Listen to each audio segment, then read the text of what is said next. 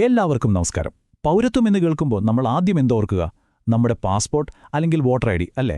പക്ഷേ സത്യം പറഞ്ഞാൽ അത് കഥയുടെ ഒരു തുടക്കം മാത്രമേ ആകുന്നുള്ളൂ. യഥാർത്ഥത്തിൽ പൗരത്വം എന്ന് പറഞ്ഞാൽ ഒരു രാജ്യവും നമ്മളും തമ്മിലുള്ള ബന്ധത്തിന്റെ കഥയാണ്. നൂറ്റാണ്ടുകളായി അവകാശങ്ങൾക്ക് വേണ്ടി നടന്ന പോരാട്ടങ്ങളുടെ കഥയാണ്. അപ്പോൾ നമുക്ക് ആ കഥയിലേക്കൊന്ന് ഇറങ്ങിച്ചെന്നാലോ? അപ്പോൾ ശരിക്കും എന്താണ് ഒരു പൗരൻ അല്ലെങ്കിൽ ഒരു പൗര ആയിരിക്കുക എന്നതിൻ്റെ അർത്ഥം? ഈയൊരു ചോദ്യം ഒറ്റ നോട്ടത്തിൽ വളരെ സിമ്പിളാണെന്ന് തോന്നാം. പക്ഷേ ഇതിൽ നിന്നാണ് എല്ലാം തുടങ്ങുന്നത്. അതായത് സംഭവം ഒരു വെറും പേപ്പർ കഷ്ണമല്ല. അതിനുമപ്പുറം അതൊരു ബന്ധമാണ്, ഒരു ഉടമ്പടിയാണ്. ഒരു വ്യക്തിയും അവർ ഭാഗമായ ഒരു രാജ്യവും തമ്മിലുള്ള ആ ഒരു ബന്ധമില്ലേ, അതിൻ്റെ ഏറ്റവും അടിസ്ഥാനപരമായ ഒന്നാണ് പൗരത്വം. ഓക്കെ, അപ്പോൾ നമുക്ക് ഏറ്റവും ബേസിക്കായിട്ടുള്ള കാര്യത്തിൽ നിന്ന് തന്നെ തുടങ്ങാം. ഭാഗം 1. ആരാണ് ഒരു പൗരൻ? ചോദ്യം സിമ്പിൾ ആണെങ്കിലും ഉത്തരം അത്ര എളുപ്പമല്ല കേട്ടോ. ഏറ്റവും ലളിതമായി പറഞ്ഞാൽ പൗരത്വം എന്ന് പറയുന്നത് ഒരു നിയമപരമായ സ്റ്റാറ്റസാണ്. അതായത് ഒരു രാജ്യം നിങ്ങളെ അതിൻ്റെ ഭാഗമായി, അവിടത്തെ ഒരു അംഗമായി ഔദ്യോഗികമായി അംഗീകരിക്കുന്നു. ഈ അംഗീകാരം കിട്ടുന്നതോടെ നിങ്ങൾക്ക് ചില അവകാശങ്ങൾ കിട്ടും. അതോടൊപ്പം തന്നെ ചില കടമകളുമുണ്ടാകും. പോരാത്തതിന് ആ രാജ്യത്തിൻ്റെ രാഷ്ട്രീയ കാര്യങ്ങളിൽ ഇടപെടാനും അതിൽ പങ്കാളിയാകാനുമുള്ള ഒരു അവസരം കൂടിയാണ് ഈ പൗരത്വം. അപ്പോൾ ഈ പൗരത്വം എന്ന വലിയ ഐഡിയയെ നമുക്ക് ഒരു 5 ചെറിയ കഷണങ്ങളാക്കി നോക്കാം. ഓക്കെ, ഒന്നാമത്തേത് ലീഗൽ സ്റ്റാറ്റസ്, അതായത് നിയമപരമായ ഒരു പദവി, രാജ്യം നിങ്ങളെ അംഗീകരിക്കുന്നു. സിമ്പിൾ. രണ്ടാമത്തേത് അവകാശങ്ങൾ, സംസാരിക്കാനുള്ള സ്വാതന്ത്ര്യം പോലുള്ളവ. മൂന്നാമത്തേത് കടമകൾ, അതായത് നമ്മുടെ ഉത്തരവാദിത്തങ്ങൾ, ടാക്സ് അടയ്ക്കുക, നിയമങ്ങൾ അനുസരിക്കുക, അതൊക്കെ ഇതിൽ വരും. നാലാമത്തേത് പങ്കാളിത്തം, വോട്ട് ചെയ്യാനും രാഷ്ട്രീയത്തിൽ സജീവമാകാനുമുള്ള നമ്മുടെ അവസരം. പിന്നെ അഞ്ചാമത്തേത് ഐഡന്റിറ്റി, അതായത് ഞാൻ ഈ സമൂഹത്തിന്റെ ഭാഗമാണ് എന്ന ഒരു തോന്നലുണ്ടല്ലോ, അതാണ് സംഭവം. ശരി, ഇനി നമുക്ക് അടുത്ത ഭാഗത്തേക്ക് പോകാം. അവകാശങ്ങളും ഉത്തരവാദിത്തങ്ങളും. പൗരത്വത്തെക്കുറിച്ചുള്ള ചർച്ചകളിൽ എപ്പോഴും വരുന്നൊരു വലിയ ചോദ്യമുണ്ട്. ഒരു പൗരനെ സംബന്ധിച്ചിടത്തോളം ഏറ്റവും പ്രധാനം എന്താണ്? അവർക്ക് കിട്ടുന്ന അവകാശങ്ങളാണോ അതോ അവർ സമൂഹത്തോട് ചെയ്യേണ്ട കടമകളാണോ? ഈ അവകാശങ്ങളും കടമകളും തമ്മിലുള്ള കളിയിലുണ്ടല്ലോ, കാലത്തിനനുസരിച്ച് വലിയ മാറ്റങ്ങൾ വന്നിട്ടുണ്ട്. ഇപ്പം നോക്കൂ, പുരാതന ഗ്രീസിൽ ഒരു പൗരനെന്ന് പറഞ്ഞാൽ അവിടുത്തെ ഭരണകാര്യങ്ങളിൽ ആക്റ്റീവായി പങ്കെടുക്കുന്ന ആളായിരിക്കണം. പങ്കാളിത്തത്തിനായിരുന്നു അവിടെ പ്രാധാന്യം. പക്ഷേ റോമൻ സാമ്രാജ്യം വന്നപ്പോഴോ സംഭവം മാറി. അതൊരു വലിയ സാമ്രാജ്യമായിരുന്നല്ലോ. അപ്പോൾ പൗരത്വം എന്നത് ഒരു ലീഗൽ സ്റ്റാറ്റസായി.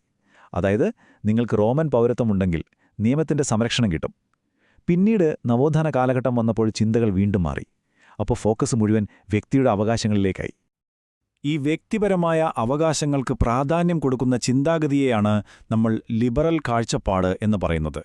ഇതിൻ്റെ ഒരു പ്രധാന വക്താവായിരുന്നു ജോൺ ലോക്ക്. അദ്ദേഹം പറഞ്ഞൊരു കാര്യമുണ്ട്: നിയമങ്ങൾ ഉണ്ടാക്കുന്നത് നമ്മുടെ സ്വാതന്ത്ര്യത്തെ ഇല്ലാതാക്കാനല്ല, മറിച്ച് അതിനെ സംരക്ഷിക്കാനും വളർത്താനുമാണ്. കണ്ടോ, അതായത് ഗവൺമെന്റിന്റെ പ്രധാന ജോലി പൗരന്റെ അവകാശങ്ങൾ സംരക്ഷിക്കുക എന്നതാണ്. പക്ഷേ ഇതിന് നേരെ ഓപ്പോസിറ്റായിട്ടുള്ളൊരു ചിന്തയുമുണ്ട്. അതാണ് റിപ്പബ്ലിക്കൻ കാഴ്ചപ്പാട്. ഇപ്പോൾ റൂസോയെപ്പോലുള്ള ചിന്തകർ പറയുന്നത് എന്താണെന്ന് വെച്ചാൽ, പൗരത്വം എന്ന് പറയുന്നത് വെറും അവകാശങ്ങൾ മേടിക്കുകയല്ല, മറിച്ച് സമൂഹത്തിന്റെ പൊതുവായ കാര്യങ്ങളിൽ പങ്കാളിയാവുകയാണ് എന്നാണ്. അതായത് എന്റെ കാര്യം മാത്രം നോക്കിയാൽ പോരാ, നമ്മളെല്ലാവരും ചേർന്ന് നമ്മുടെ സമൂഹത്തിന്റെ നല്ലതിനു വേണ്ടി പ്രവർത്തിക്കണം. അതാണ് യഥാർത്ഥ പൗരത്വം. അപ്പോൾ ഇതാണ് ആ വലിയ സംവാദം. ഒരു വശത്ത് ലിബറൽ കാഴ്ചപ്പാട്, അത് ഫോക്കസ് ചെയ്യുന്നത് വ്യക്തിയുടെ സ്വാതന്ത്ര്യത്തിലാണ്. ഒരു പൗരൻ സ്റ്റേറ്റിൽ നിന്ന് എന്ത് കിട്ടുന്നു എന്നതിലാണ് അവരുടെ ശ്രദ്ധ. മറുവശത്ത് റിപ്പബ്ലിക്കൻ കാഴ്ചപ്പാട്, അത് ഫോക്കസ് ചെയ്യുന്നത് പൊതുനന്മയിലാണ്. ഒരു പൗരൻ സമൂഹത്തിലെന്തു കൊടുക്കുന്നു എന്നതിലാണ് അവരുടെ ശ്രദ്ധ. ശരിക്കും പറഞ്ഞാൽ ഇത് രണ്ടും ഒരു നാണയത്തിന്റെ 2 വശങ്ങൾ പോലെയാണ്, അല്ലേ? ഈ ലിബറൽ റിപ്പബ്ലിക്കൻ കാഴ്ചപ്പാടുകളൊക്കെ കൊള്ളാം. പക്ഷേ ഈ പറയുന്ന പൗരൻ എന്ന കാറ്റഗറിയിൽ ശരിക്കും എല്ലാവരും ഉൾപ്പെട്ടിരുന്നു? അതൊരു വലിയ ചോദ്യമാണ്. അപ്പോൾ നമുക്ക് അടുത്ത ഭാഗത്തേക്ക് കിടക്കാം. ആരാണ് ഈ കഥയിൽ നിന്ന് പുറത്തുപോയത്? ഈ ക്ലാസിക്കൽ ഐഡിയകൾക്ക് ഒരു വലിയ കുഴപ്പമുണ്ടായിരുന്നു. ഒരു ബ്ലൈൻഡ് സ്പോട്ട് എന്ന് തന്നെ പറയാം. അവർ സംസാരിച്ച പൗരൻ എന്ന സങ്കല്പമുണ്ടല്ലോ, അത് ശരിക്കും പറഞ്ഞാൽ ഒരു ചെറിയ ഗ്രൂപ്പിനു വേണ്ടി മാത്രമുള്ളതായിരുന്നു. സമൂഹത്തിലൊരു വലിയ വിഭാഗം ആളുകളെ അവർ ഈ നിർവചനത്തിൽ നിന്നങ്ങ് മാറ്റി നിർത്തി. ഇതിനൊരു പ്രധാനപ്പെട്ട വിമർശനം വരുന്നത് സാമ്പത്തികമായിട്ടുള്ളൊരു ആംഗിളിൽ നിന്നാണ്. ഇപ്പോൾ നോക്കൂ, നിയമം പറയും എല്ലാവരും തുല്യരാണെന്ന്. വോട്ട് ചെയ്യാനുമൊക്കെ എല്ലാവർക്കും അവകാശമുണ്ട്. ഇതിന് നമുക്ക് ഔപചാരിക സമത്വമെന്ന് വിളിക്കാം. കടലാസിലെല്ലാം പെർഫെക്റ്റാണ്. പക്ഷേ റിയാലിറ്റി അതല്ല. ഒരു പാവപ്പെട്ടവനെ ഒരു വലിയ കോടീശ്വരന്റെ അത്ര എളുപ്പത്തിൽ തന്റെ അവകാശങ്ങൾ നേടിയെടുക്കാൻ പറ്റുമോ? ഇല്ല. സാമ്പത്തികമായ തടസ്സങ്ങൾ ഒരുപാടുണ്ട്. ഇതിനെയാണ് യഥാർത്ഥ അസമത്വമെന്ന് പറയുന്നത്. അതായത് കടലാസിലെ അവകാശങ്ങൾ മാത്രം പോരാ, അതുപയോഗിക്കാനുള്ള സാഹചര്യവും കൂടി വേണം. ഇനി സാമ്പത്തിക കാര്യം മാത്രമല്ല, ഈ ചർച്ചകളിലൊന്നും കേൾക്കാത്ത മറ്റൊരു ശബ്ദമുണ്ടായിരുന്നു, സ്ത്രീകളുടേത്. ലിംഗപരമായ കാര്യങ്ങൾ എവിടെയായിരുന്നു? ഫെമിനിസ്റ്റ് ചിന്തകർ ചൂണ്ടിക്കാണിക്കുന്ന ഒരു പ്രധാനപ്പെട്ട കാര്യമുണ്ട്. പരമ്പരാഗതമായി നമ്മൾ പൗരൻ എന്ന് പറയുമ്പോൾ നമ്മുടെ മനസ്സിൽ വരുന്ന ചിത്രം ഒരു പുരുഷൻ്റേതാണ്. കരോൾ പെയ്റ്റ്മാൻ എന്ന ചിന്തകയുടെ ഒരു ഐഡിയയുണ്ട്. അവർ പറയുന്നത് നമ്മുടെ ഈ സമൂഹം തന്നെ രൂപപ്പെട്ടത് പുരുഷന്മാർ തമ്മിലുള്ള ഒരുതരം സാമൂഹിക ഉടമ്പടിയിലൂടെയാണ് എന്നാണ്. ഈ ഉടമ്പടിയിൽ പൊതുകാര്യങ്ങളും രാഷ്ട്രീയവുമൊക്കെ പുരുഷന്മാരുടെ ഇടമായും വീടും കുടുംബവുമൊക്കെ സ്ത്രീകളുടെ ഇടമായും അങ്ങ് വേർതിരിച്ചു. ഇതിന്റെ ഫലം എന്തായിരുന്നു? രാഷ്ട്രീയത്തിൽ നിന്നും പൊതുജീവിതത്തിൽ നിന്നും സ്ത്രീകൾ സ്വാഭാവികമായും പുറത്തായിപ്പോയി. ഓക്കെ, അപ്പോൾ നമ്മൾ പൗരത്വത്തിന്റെ ചരിത്രവും അതിലെ പല തർക്കങ്ങളും വിമർശനങ്ങളുമൊക്കെ കണ്ടു. ഇനി നമ്മൾ എങ്ങോട്ടാണ് പോകുന്നത്? എന്താണ് പൗരത്വത്തിന്റെ ഭാവി? നമുക്ക് നോക്കാം. അപ്പോൾ നമ്മൾ ഇതുവരെ ചർച്ച ചെയ്ത കാര്യങ്ങൾ ഒന്ന് ചുരുക്കി പറഞ്ഞാൽ പൗരത്വത്തെ കാണാൻ 4 പ്രധാന ലെൻസുകളുണ്ടെന്ന് പറയാം. 1.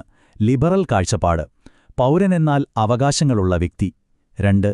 റിപ്പബ്ലിക്കൻ കാഴ്ചപ്പാട്, പൗരനെന്നാൽ സമൂഹത്തിൽ പങ്കെടുക്കുന്നയാൾ. 3.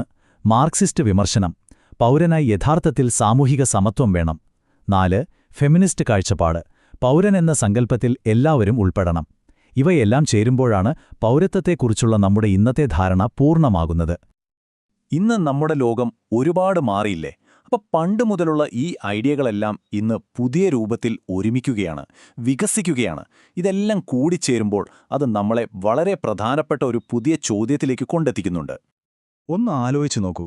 കാലാവസ്ഥാ വ്യതിയാനം പോലെ ഒരു രാജ്യത്തിന് മാത്രം പരിഹരിക്കാൻ പറ്റാത്ത പ്രശ്നങ്ങൾ, അല്ലെങ്കിൽ ഇന്റർനെറ്റും സോഷ്യൽ മീഡിയയും പോലെ അതിരുകളില്ലാത്ത ഡിജിറ്റൽ ലോകം. ഇങ്ങനെയൊക്കെയുള്ള ഒരു ലോകത്ത് പൗരത്വം എന്ന് പറയുന്നത് ഒരു രാജ്യത്തിന്റെ അതിർത്തിക്കുള്ളിൽ മാത്രം ഒതുങ്ങുന്ന ഒന്നായിരുന്നാൽ മതിയോ? ഈ ഒരു ചോദ്യത്തോടെ ഞാൻ നിർത്തുന്നു. നിങ്ങൾക്ക് ചിന്തിക്കാനായി വിട്ടുതരുന്നു. മറ്റൊരു വിഷയവുമായി നമുക്ക് വീണ്ടും കാണാം.